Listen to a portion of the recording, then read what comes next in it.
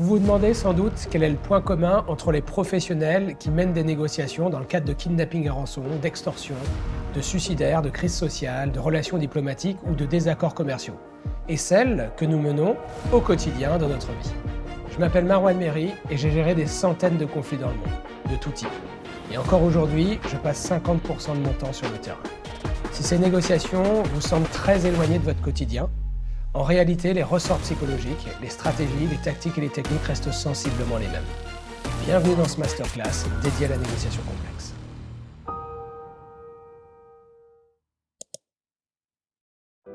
Donc, comment va-t-on réussir à créer un espace de dialogue? Il va falloir construire un intérêt commun partagé.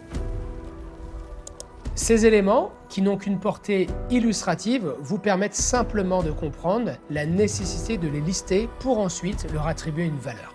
L'outil que vous voyez à l'écran vous permet de factualiser un rapport de force. Le risque en négociation, c'est d'analyser un rapport de force de façon très émotionnelle. Stabilisation.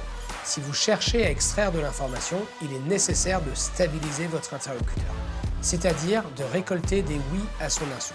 Il existe un principe de base en négociation, plus vous récupérez des oui, plus vous créez la relation.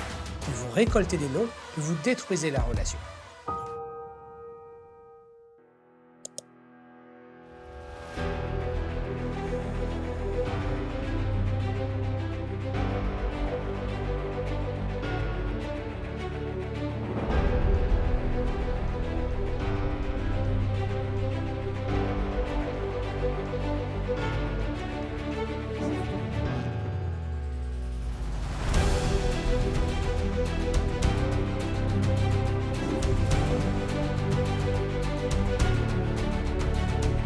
Vous venez de finaliser l'exercice. Normalement, vous avez trouvé 8 forces d'opposition. Donc 8 éléments qui ont profondément impacté le rapport de force.